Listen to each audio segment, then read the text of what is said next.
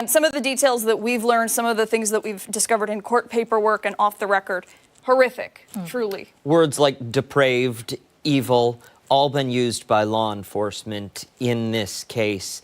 And when you have veterans of the force who are saying this is the worst thing they've seen in their career, it really speaks volumes to exactly what played out. Yeah, and we've heard from Sam's family, his sister, his mother, basically echoing that as well and wanting to bring justice to this case. We know that when they came to visit, they were absolutely heartbroken as well. Just a lot of suspects that were charged to now 7. Yeah, and let's just run through that again, because I'm imagining that we're going to learn more about them. Yes. Precious Arzwaga, she was the individual that Sam allegedly moved here to have a love connection with, also Kyle Sage, Patrick Goodwin, Emily Motika, Jennifer Cajano, and Kimberly Socia and Thomas Eves, who we know now is the son of Precious Arzwaga. Let's listen into that press conference that is starting right now on the death of Sam Nordquist. Jim Ritz and his first assistant, Kelly Wolford, and assistant Victoria Porter, and the Ontario County Undersheriff, Mike Rago. You guys can come right in. Yep. We're here today to provide an update on the homicide investigation involving Sam Nordquist. While we are committed to transparency, this remains an active and ongoing investigation, so we may be limited in how many questions we can answer at this time. Jim? Good morning. My name is Jim Ritz. I'm the Ontario County District Attorney. We are here to announce that this morning we filed an indictment in relation to the murder of Sam Nordquist. We'd like to thank our partners with whom we would not be here announcing the next step in seeking justice for Sam. The New York State Police, Ontario County Sheriff, the Child Advocacy Center of the Finger Lakes, and Ontario County Department of Social Services and Child Protective Services. The weeks of hard work have culminated in the charges that were lodged this morning. The next step will be an arraignment of the 7 defendants in county court. At this time, I'm going to ask Kelly Wolford, my first assistant district attorney, to come up and to share any of the further details. Good morning. Today we filed an indictment charging the 7 defendants that were previously charged in this case: Precious Arzwaga, Jennifer Cajano, also known as Brooklyn, Kyle Sage, Patrick Goodwin, Emily Motika, Thomas Eves, and Kimberly Socia, with a number of counts of an indictment that has been provided to you. The most important part of this indictment is count 1. Count 1 charges each and every one of these 7 defendants with murder in the first degree. This is New York's most significant and serious charge, and it carries with it the possibility of a sentence of life without parole. For those of you who are not familiar with New York State's criminal justice system, that is the highest level of offense and the most significant penalty under New York State law. Our state no longer has the death penalty. Prior to it being struck down, this would have been a death penalty eligible charge. Each of one of these people is charged with acting in concert with each other to bring about the death of Sam Nordquist. As you can see from the language of the indictment, Sam's death began on or about January 1st of 2025 until his actual death on February 2nd of 2025. It's a rare circumstance where we stand before you and charge this subdivision of murder in the first degree, where it alleges that somebody was tortured to death. It specifically requires that we prove that all 7 defendants tortured Sam Nordquist and that they did so because they enjoyed it. That's what murder in the first degree is. Count 2 charges murder in the second degree. It's a lesser count. It doesn't require intent. But we also have 2 counts of kidnapping in the first degree charged against each and every one of these defendants. Kidnapping in the first degree also carries with it the possibility of 25 years in prison in New York. Each of the counts talk about what Sam had inflicted upon him during that 1 month period in time when he was tortured at 22 Patty's Lodge. Count 5 charges conspiracy in the second degree. Under New York state law, we have to set forth acts that were undertaken in furtherance of the conspiracy. This is a situation where now you have in front of you some of the things that Sam endured during his captivity. It's just a portion. It's just what we know now. And we expect as the investigation and prosecution continues that there'll be much more. But as you can see from the indictment, Sam was confined. He was forced to kneel and stand against a wall. He was physically assaulted. He was sexually assaulted. He was prevented from using his phone. He was denied proper nutrition and hydration. He was fed feces. He was forced to drink urine and chew spit. They physically restrained him. They forced him to obey their commands, treating him like a dog. They covered his face with towels and shirts and fabric. They used duct tape, and they poured bleach on him.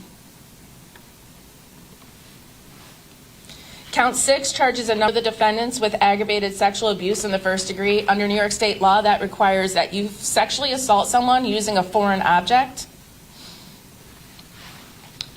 And then we get to the coercion charges. There's counts of coercion in the first degree charged against Precious Arzuaga.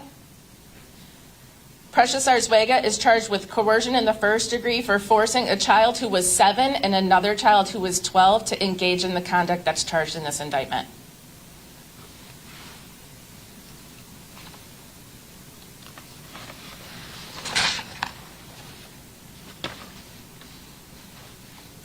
There's also a charge of concealment of a human corpse because, as we all have heard previously, Sam's body was removed from 22 Patty's Lodge and taken to Yates County, where he was dumped out on the side of the road in a farmer's field, wrapped in plastic bags, where they hoped no one would find him. The last two counts, counts 10 and 11, charge every person in this indictment with endangering the welfare of the child. Those would be for the 7-year-old and the 12-year-old. There have been a number of questions throughout the prosecution and investigation in this case as to whether or not this constitutes a hate crime. I'm here to tell you today that we charge the highest count that is available under New York state law, and this case is bigger than a hate crime. A hate crime would make this charge about Sam's gender or about Sam's race, and it's so much bigger. To limit us to a hate crime would be an injustice to Sam. Sam deserves to have this story told in its entirety. Sam was beaten, assaulted, sexually abused, starved, held captive, and we cannot make sense of that. We cannot put that on his gender, and we cannot put that on his race. And I know many will ask the question, why? Well, as I stand here today as a human being, we'll never know the answer why. Because what human being could do what happened to Sam? We'll never make sense of this case.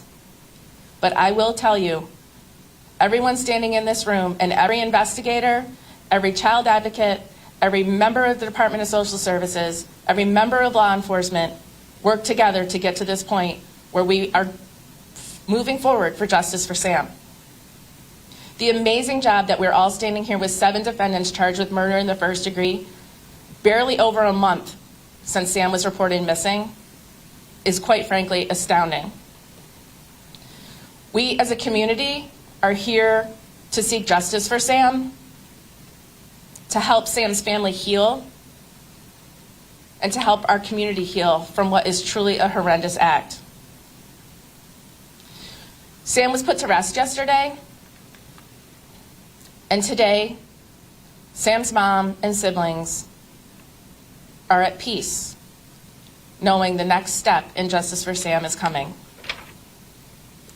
I know you might have some questions We are at the beginning stages of a prosecution. I'm somewhat limited, but as you can see, there are some very specific facts in the indictment. So we're happy to take questions, either myself or from any of the members of the state police who are here today. Yes? You know, some incredibly disturbing details in the indictment as you read. Do you believe that any of this was reported? Is that a part of the investigation that was undone? So we secured a number of telephones, a number of computer devices. There's an ongoing effort to download the devices and to obtain any information we can off of the devices. That is still part of the ongoing investigation, so I can't comment as to whether or not there is actually specific videos or photos. All I can say is that that is part of our investigation, of course, and we continue to follow that as a lead. Now, are the relationships between the people still being investigated? Do you know more about that yet? We know that they're all known to each other, that there are various areas, let me put this way.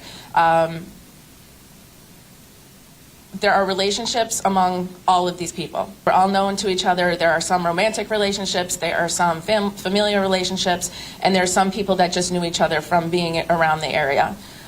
So that only plays a role in this investigation to the extent that we know who was involved and how they all ended up at Patty's Lodge, room 22. How are the two children related to Precious? I can't comment on that. Is there any indication that witnesses heard the crimes happening over the course of the month? So we had no reports of anything happening within Patty's Lodge during the time that Sam was held captive there. Was he held there the entire time, or was he taken out of the motel? Our understanding is that after January 1st, he was not free to leave. He may have left, but he left with someone taking him somewhere. But otherwise, he was not free to leave. Is there any further investigation going into Patty's Lodge? The fact that this kind of was so prolonged, this torture, is there any investigation into if they knew anything about this? There's no investigation specifically into Patty's Lodge with respect to allowing this to continue. This is a housing location. It looks like a motel, but these people do live there full time.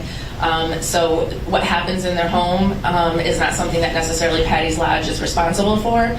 But obviously, we're continuing to look into whether or not there's witnesses that didn't come forward before. That would be an ongoing part of the investigation. Thank you.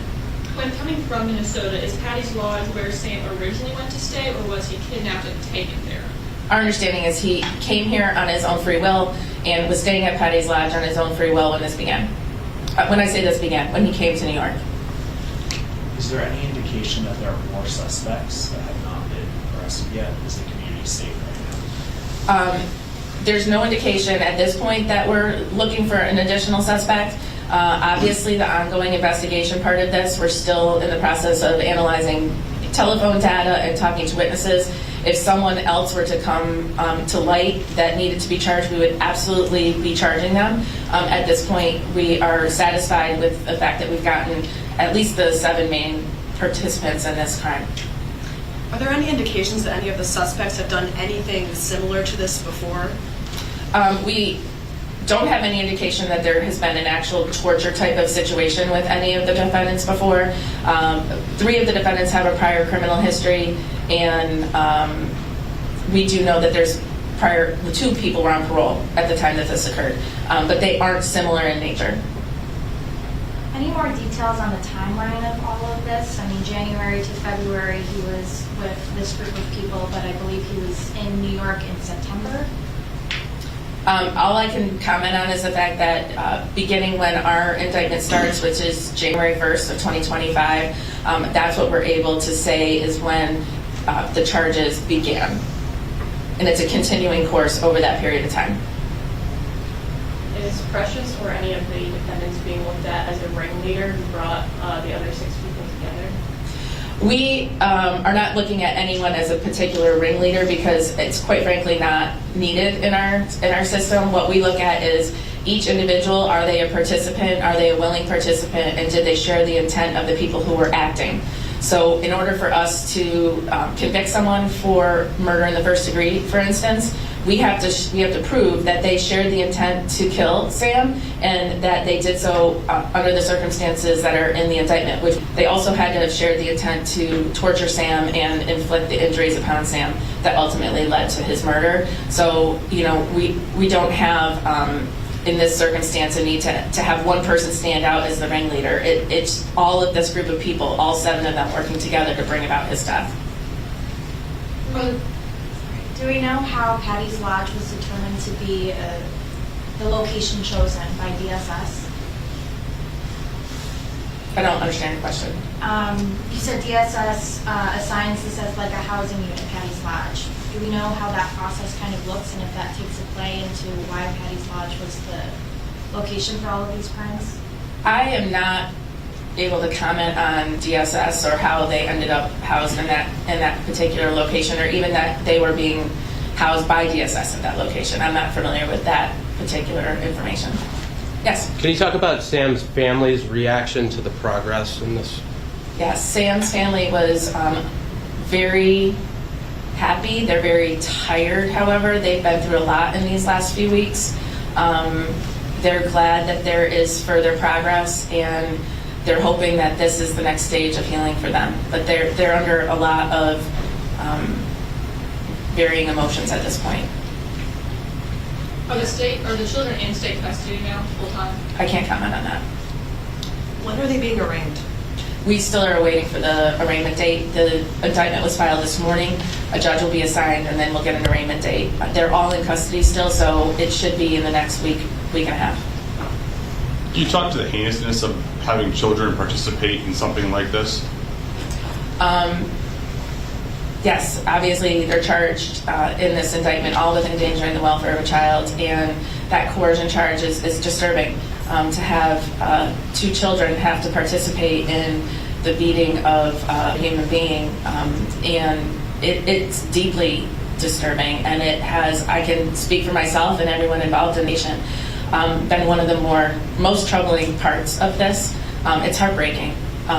We have a 7-year-old and a 12-year-old who are also victims.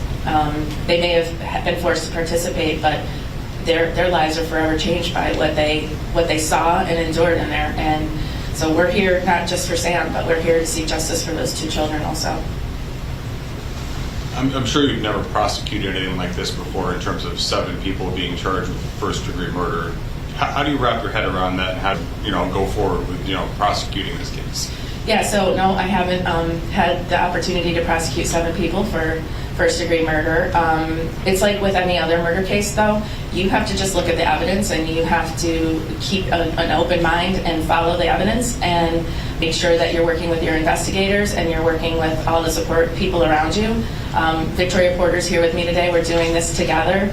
And we just keep moving and keep organized and make sure that we are getting all of the lovely discovery information that we have out, because honestly, the state police did an absolutely outstanding job following every single lead in this case and doing so quickly. So we have a lot of work ahead of us. This is the beginning of the prosecution, but we just try to keep our head in the game, so to speak, and not try to think about what actually happened to these people, because you have to do that to survive when you see such horribleness in your job. Because all 7 defendants are under one indictment, do you expect one trial or separate? As it stands right now, if there was no motion to sever these cases, all 7 would be tried together. There could be motions in the future where they try to separate the defendants into different trials. That will remain to be seen. Is there any indication that social services knew that he was being confined or that he was being controlled, that his phone use was being controlled, things of that nature? I can't comment on that. All right, any more questions? One more question? Okay. Yeah. All right, thank you guys. Thank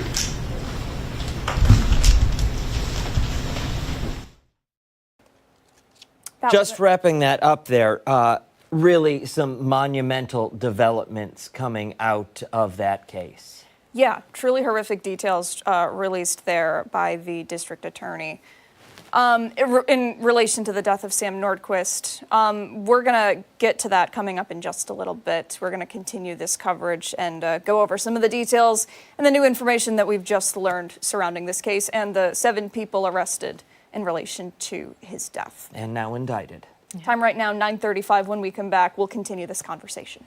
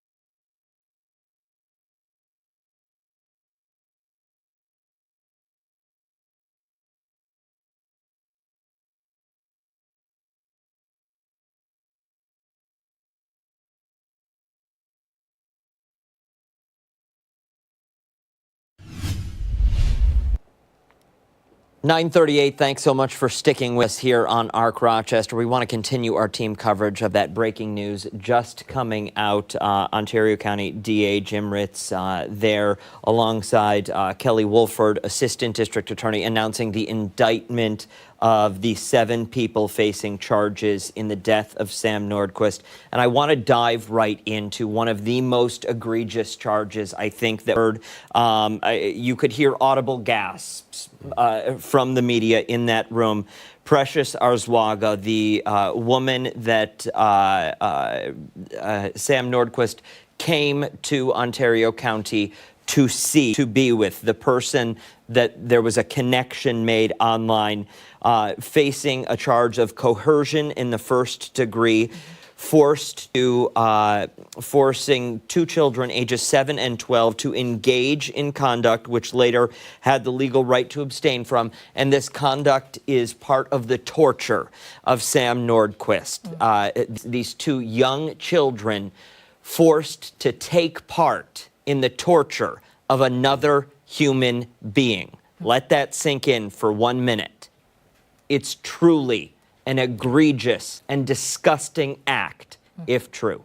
And again, 7 and 12 years old. And Christian Garzone is joining us right now. Christian, you went to Patty's Lodge. I did. You saw the room, and we saw on the door the notice saying that children had been removed from the premises.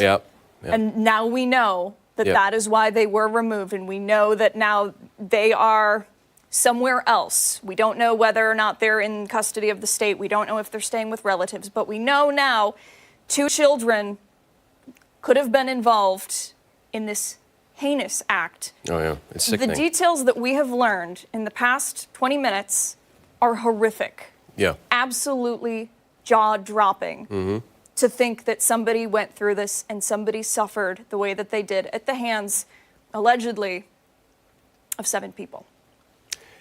Like the most twisted literary mind could not write this. It gets worse and worse. And when I'm listening about Sam being forced to eat human feces and drink urine and all this other stuff, it just gets to be so disgusting. And it's such a stain on that portion of Hopewell. Like, you have all this wonderful stuff. It's the road to Canandaigua. You've got, the Econo Lodge on one side, Miami Motel, great places. Patty's Lodge, nobody really knew anything. This was going on for weeks. Weeks. Yeah. Weeks. I don't understand this, and I just wonder what was up with Patty's Lodge. I mean, that's the question I keep thinking about. Exactly. And one thing that I would like to have asked Kelly Wolford, the ADA, is what changed in this relationship between Sam and Precious. We know that Sam came to the area allegedly to be with Precious, a romantic relationship that supposedly started online and then turned sour. I would like to know why, because we've heard from Sam's family he was crazy about her, or so it seemed. Yeah, and I know they're still going through electronic devices and things like that. Obviously, this will have, for the next number of months, we'll learn more details. I'm so about that as well. I really wish we would know what changed, what happened, what was the sea change there, why all of a sudden did they go from this romantic sort of honeymoon period, allegedly, to all of a sudden, now we're going to torture you to death.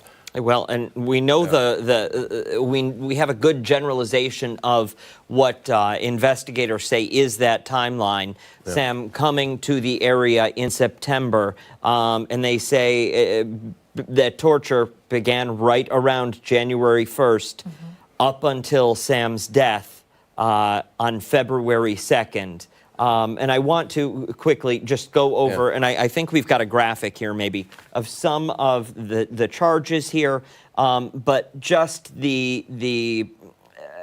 how egregious these acts were. Keeping Sam Nordquist confined, forcing Sam Nordquist to stand or kneel facing a wall, hitting, kicking, punching, and otherwise physically assaulting Sam Nordquist. Sexually assaulting Sam Nordquist, preventing Sam from using a phone, denying Sam of proper nutrition and hydration, forcing Sam to eat feces, forcing Sam to drink urine, drink, chew, spit, physically restraining Sam, forcing Sam to obey commands, covering Sam's face with towels, shirts, or fabric, using duct tape on Sam Nordquist, and pouring bleach on Sam Nordquist. These are some of the acts that investigators allege these 7 people took part in, leading to the eventual death of 24-year-old Sam Nordquist from Minnesota. And there's allegations and now an indictment, a charge of coercion for Precious Arzwaga, that she forced a 7- and 12-year-old child to take part in some of that physical torture. That is abuse on those children as well. And we heard Kelly say it, that is something these children will never be able to unsee. That is something these children will have to live with for the rest of their life, knowing what a loved one is accused of doing and seeing this. Yeah. Definitely. And just to kind of talk about the charges overall, because it is a laundry list, 11 counts, I believe, with murder in the first degree. We heard the ADA speak there. This 7 people charged with murder in the first degree is something that she hasn't seen before. And it's considered the highest level of offense. And also it would be issued the greatest punishment. So if convicted of this, these 7 individuals would face life in prison without parole. Absolutely. And, you know, one of the things that is going to be an uphill battle for the prosecution is proving here that there was intent to kill Sam. Yeah. And they're not mind readers. They're going to have to look at the evidence, look at it carefully, and if they can, make a pitch that there was intent to kill this individual. Yeah. I know we've got some new sound that we're gonna play for you in just a second, but I do want to bring up something that we started to discuss shortly before that news conference began. The big question of why there wasn't hate crime charges in the very beginning of this case. We did hear Kelly say that the charge of hate crime would have actually limited them, and she said it would have been an injustice to Sam if all these 7 defendants were to face hate crime charges. And I believe we have some sound about that. We'll let you hear that now.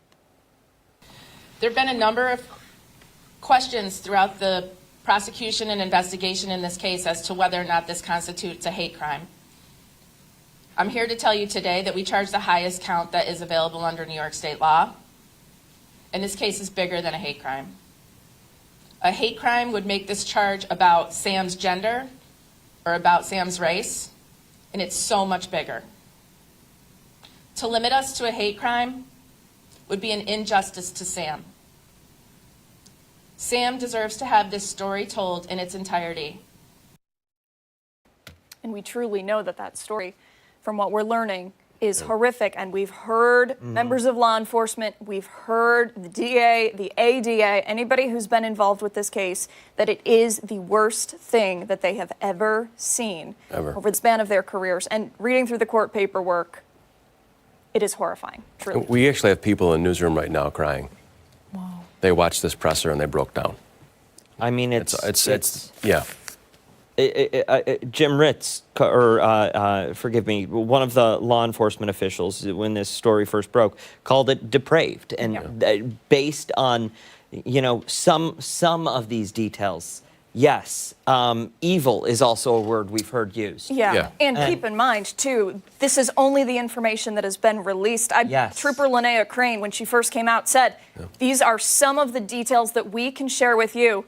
Other things we are unable to talk about right now for legal reasons, for reasons related to the case. You know, there are, I'm sure, so many other things that we will learn in the coming weeks and likely months surrounding this. And I just can't help but think of Sam's sister, mother, brother. They were such wonderful people and so forgiving when it came to their opinion of this area when they got here. And I've said this before on air, but they were so touched by the support in Canandaigua, Phelps, Hopewell, Geneva, the community coming together, that they will not limit their opinion of this area based on these 7 people who took Sam's life. This is just, it gets continually hard to talk about because the details are just so very, very tough. I've never heard anything like this in my life as a, I'm just a reporter, but for the DA to say he's never seen anything like this, I mean, that's really saying something. Well, not only the DA, but almost every member of law enforcement or government official at the podium today. I'm wondering if we can pull up those charges again, just to go through them, Ashley, if you don't mind, because there are so many of them, and because some of them are so incredibly serious. If you're just tuning in, again, this is in regard to the Sam Nordquist case and the 7 people indicted in relation to his murder. We're looking at murder in the first degree, murder in the second. Keep in mind, murder in the first, the most serious here, and perhaps one of the most shocking, and I would argue equally as horrific, is coercion in the second. And again, that is, Precious Arzwaga is facing that, and that is because of the alleged force that she used for a 7- and 12-year-old child to inflict upon Sam. And there's also the concealment of human corpse, which we had up there. We know that Sam's body was found in February in Yates County, so not Ontario County. His body was transported over to Yates, and also some further charges endangering the welfare of a child, as we had spoken about before, the 7 and 12-year-old child that had to take part in this act. Yeah, it's truly a heinous act. A beyond heartbreaking story, but of course one that we will continue to follow for you at home, both on air and online at 13wham.com. We'll have more on 13wham News at midday, and of course on 13wham News at 5 and 6. Time right now, 9:50. We're back after this.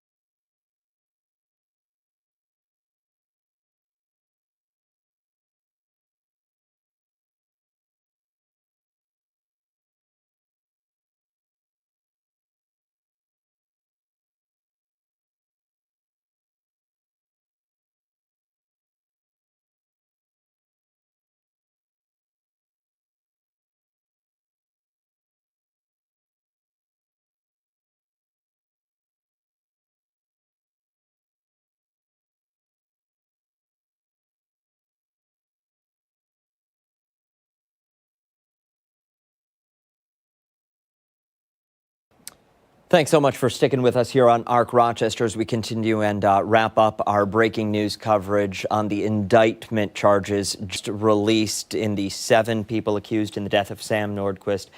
Some really egregious details learned this morning. Yeah, we have learned a little bit more about the charges, most notably murder in the first degree. I want to play some sound here, if we can, kind of explaining what that means and what we'll know about it going forward. Take a listen. It's a rare circumstance where we stand before you and charge this subdivision of murder in the first degree, where it alleges that somebody was tortured to death. It specifically requires that we prove that all 7 defendants tortured Sam Nordquist and that they did so because they enjoyed it. That's what murder in the first degree is.